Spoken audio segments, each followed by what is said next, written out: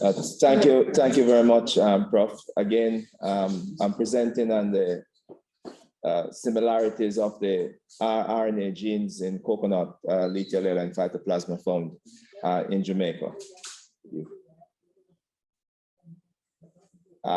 Just for persons who don't know about the coconut industry in Jamaica, we have 16,000 hectares on the production, 3.5 million trees. 3.2 million of those trees are actually younger trees than 7 years old, 7 years and younger. Our production so far is about 129.4 knots. It went down a little bit in 2020 to 107.9 knots. The trough and peaks that you see in this graph is suggesting two things. One, if you look at the trough in the 1970s, it's actually suggesting that we had a problem in the 1970s, and that problem was the lethal yellow disease that destroyed close to 8 million Jamaica tall trees. If you look at the trough in 1980, 1989, that trough is related to the Category 5 Hurricane Gilbert that actually removed most of our trees when it hit Jamaica. And then you will see that production has stabilized over time, despite the fact that we had the lethal yellow disease to contend with. Production of in inflorescence is where it all begins. The production all begins, where you have the pollen, the male flowers being taken from the pollen being taken from the sac of the male flower onto the female flower. So the buttons that you see there are actually female flowers, and they have a specific time to open. At the bottom of the female flower, there is an opening. In other presentation, I've gone in a certain direction, but not for this presentation. So when it's open, it's receptive. When it's open, it's receptive, and so the male flowers can pollinate the female flower. If it is not pollinated, it doesn't hold to the tree. It just falls off the tree. In this case, you have more male flowers than female flowers for pollination. Please go ahead. Just to say, a brief description. The endosperm is the white part. The endocarp is that the hard part, the shell. The mesocarp is the husk, and the exocarp is just the outer portion of the nut. Continue, please. So the lethal yellow disease story in Jamaica. 1884, it was discovered in the western end of the country. It was then known as West End bud rot. In 1952, it was notable in that region as well. And then in 1961, it started to spread to the coconut growing areas, traditional coconut growing areas in Jamaica. And that would be St. Mary, Portland, and St. Thomas. The yellow areas that you see are actually the traditional coconut growing areas. Continue, please. Continue. We have gone through the symptoms already. Phytoplasma is the cause of the disease, as you know. I don't want to go further into that. Continue, please. Continue. The methodology we use is what has been described by Carlos and by Didi, with slight variation. We do a DNA extraction after collecting. We generally use CTAB method to do the DNA extraction. And in the case of other people, they use, like maybe Carlos use a smaller quantity, and Didi may use a smaller quantity of sample. We actually stick to 50 grams because we found that when 50 grams is a lot, but when we found that when we use 50 grams, we actually get a better amplification from it. And of course, we look at the 16S RNA gene, but we also look at other genes as well for amplification. The GREL genes, we also look at the HFLB1 gene, and after amplification, we do what is called a restriction fragment polymorphism, restriction fragment length polymorphism to RFLP to check to see whether or not we have the type of phytoplasma that we anticipated or to characterize the phytoplasma. Continue, please. And of course, we do sequencing. So brief results. P1, P7 is the universal primers we use for amplifying phytoplasmas in general. Then we do a nested PCR using nested primers.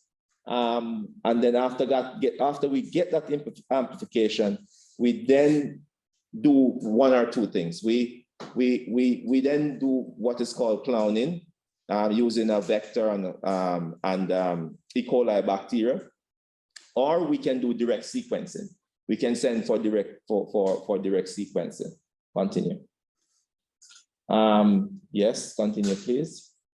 So in Jamaica, we look at 40 samples, all right? And we look at other samples from elsewhere as well for comparison. Samples we look from, we look at samples from Antigua, from St. Martin, from St. Kitts, and from Florida, all right? The idea here, the objective here, is to determine whether or not we have any diversity in the phytoplasma that is in Jamaica. We're looking at a very conserved region, the 16S rRNA gene, but we want to find out if there's any change, 1 base or 2 base or 3 base changes within the samples that we're looking at. So we looked at 64 total of the total samples. But looking at those samples, we have found that there's a number of haplotypes that we found. And the haplotypes that we found, roughly about 7, and 5 we found to be in Jamaica. Continue, please. So the database is based on 1,503 base pair sequence of the 16S rRNA gene. We have a single base pair transition from T to C at base pair 119 that account for 2 major clusters containing haplotypes 1. You're going too fast, please. Could you go back? Haplotypes 1 and 2. Then we have a single haplotype sequence contain a total of 15 singletons, variable sites across the samples at the following position. And those are the positions which we found to be variation. So there are haplotype 1, 4, 5, and 6, and 7. Those are the 5 haplotypes that we found in Jamaica.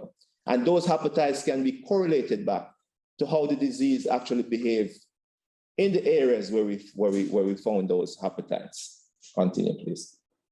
And we do a phylogenetic tree, how they cluster, and you can see the various way in which they cluster together. Continue. For other diagnostic methods that we use real-time PCR. We also use, well, this is used by my colleague in Florida, Erica. She used digital PCR, which is far sensitive than the conventional PCR in helping to do the diagnostic work. Continue. And we look at, I was telling you, we look at other genes. We look at the HAM, we look at GREL. And we also, continue, we also do what is called a multiplex.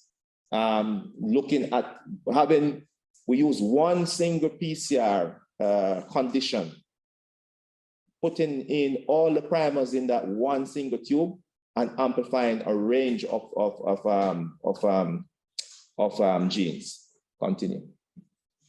Do a RFLP restriction, probably from RFLP restriction fragment length polymorphism, looking at how the samples, how the enzyme cuts the different samples, and you know the story behind how enzyme they cut it at the recognition sites, and so you have different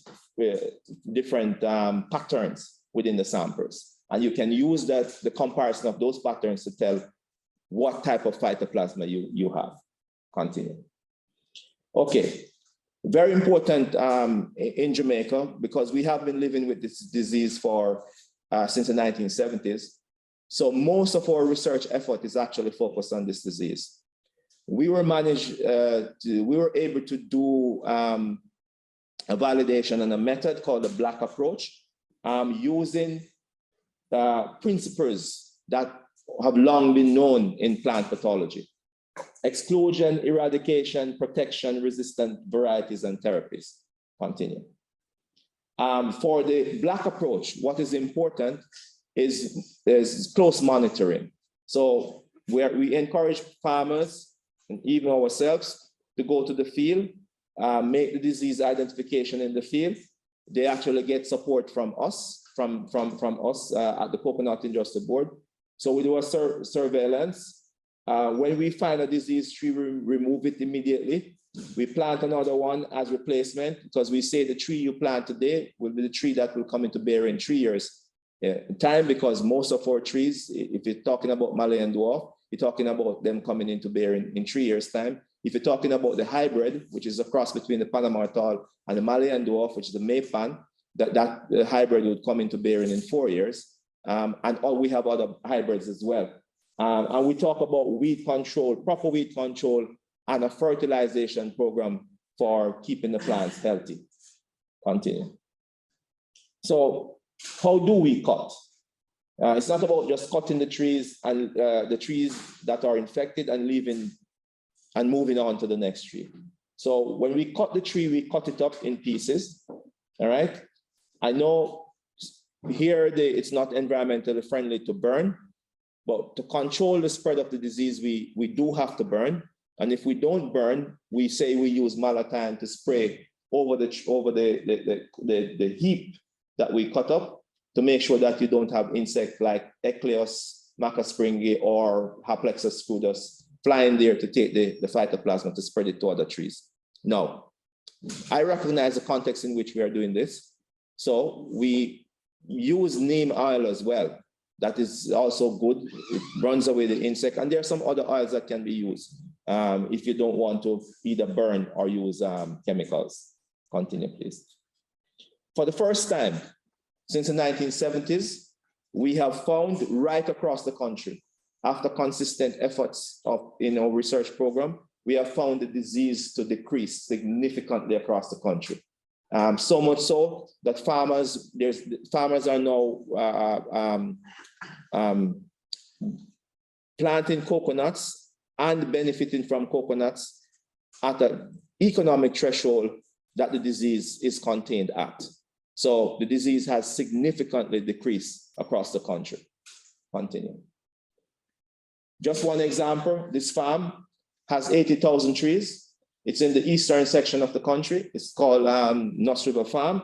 We started to collect sample data from that farm, in fact, in 1999, but we started to actually put the data down since 2002. Those are all the trees that are affected on this farm. There's a reason why you have 238 at the peak. There was a particular event. Those events were associated with weather. And so the type of control that should have been ensued during that time was not undertaken. So that's why you have the two peaks there, the 238 and the 195. However, when the practice could be practiced, for want of a better word, could be practiced completely on this farm, you can see that the disease since 2010 basically remained fairly stable at a low rate. He has lost 1.15% of his population. Bearing in mind he has 80,000 trees, 700 acres, and he's replanting. So if you do the calculation, he lost nothing, right? So that is the management strategy that we're promoting to actually control the disease, which is having an impact on the spread of the disease right across the country. So we have had significant declines in all areas of the country. We have a cutting down team. Could you continue, please?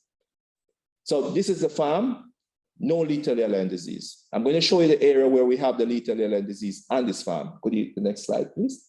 This is the area where we have the lethal alien on the farm. All right, if you notice, you have young trees and old trees. So we managed to cut those old trees, those trees that were infected with the lethal alien disease, and replace them with young trees and keep the farm as clean as possible. So this is the sort of strategy that we use to control the disease, which is working really well. Continue. This is a farm that when we went to the owner, we said to him, we know you have a lethal alien tree. I personally took this picture, all right? I said, you have a lethal alien tree. We are going to help you to undertake this practice, this strategy, this management strategy. He said, no, he's okay. And could you show the next picture? A few years after, say about three years after, this was his farm, the same farm. So I'm showing you the difference between when you do something and when you do nothing. All right, so this is the same farm that I showed you. If you notice, and if you pass there around this farm now, there's nothing there. All right, so all the trees have died. Continue. So we have a tree cutting team that goes around, different tree cutting teams that goes around and help farmers to remove the trees. Because you have to understand, some farmers can't afford to have saws, the implement to use to cut the trees. So we help them to remove the trees. Because if we help a farmer to remove the trees, it means that you have less inoculum for the insect vector to use to spread to other trees. Continue. And then we found out inadvertently, just by observation at one of our sites, on one of our germplasm, we have a huge collection of coconuts. And that germplasm, it was affected by the lethal alien disease. We found that the disease moved through that germplasm very slowly. And we asked ourselves, why? And the reason why is because you have many different varieties at that at that site. So I normally say this when I'm making this presentation. My son had chikungunya, which is a viral disease, had chikungunya, and he had it for a day. Meaning he got up this morning, he knew he had chikungunya, he could hardly balance up and walk. Now, I had the same problem, and I had it for a week and a half to 2 weeks. Now, I would have thought that I would have conferred on my son most of my genes, but that was not so. Because he was able to resist it far greater than I. Of course, I'm older, I'm an old man. So yes. So, but he was able to resist it. It's the same thing with when we say when you have a piece of land, you plant more than one variety, one type of variety on the piece of land. And with that, too, it helps when you're looking at your production and processing if you're going into coconut water. Because if you have Malayan dwarf yellow, which is sweet water, if you plant tall or not tall hybrid, which is not so sweet, when you blend the water, you get a very consistent taste. So you have a good water that you can sell to the market.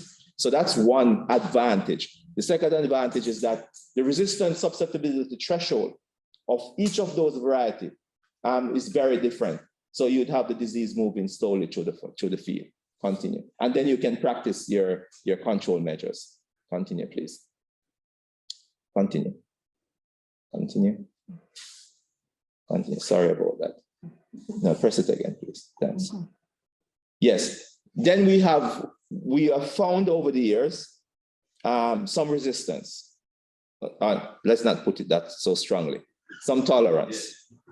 Yeah, let's not put it so strongly. Some tolerance. This is a field that has what we call a special Malayan dwarfs. This is a field that has, over the years, we have self. So we self these plants, we collect the nuts from the self plant and we put them in the field. Because there's a paper that we did with CIRAD. I don't know if you remember the paper that we did with Patricia Lebron and Luke Bodwan. When we found serious contamination within a certain variety. This was a variety that we found some contamination in. So what I did was to self it. So I self it, continue to self it, and then we plant it out. And over the years we have watched it. Now these trees are, as you can see, are big trees. All right. So and they have stood up. This is a lethal alien area. This is where we found the eclosies. Is that? right? And so far, we have only lost 5% of this population, all right? And there are other areas that we use lethal yellowing nuts from lethal yellowing trees that we planted out, and we are having some success as well. Continue. So this is a special Malayan dwarf that we have selfed. We put them not only in that area, we put them across the coconut growing areas, in areas too that you don't have the lethal yellowing disease for control purposes, and they're doing very well. Continue. So my appreciation to these institutions that help with this sort of work. Continue. And I want to say special thanks to Prof. and Erica, Prof. Bertha C. and Erica Hemlick, and Professor Bader, and there was one other person, Carlos Oropesa, all right, for over the years for helping in some, in more than one ways this sort of research. Thank you for listening, much appreciated.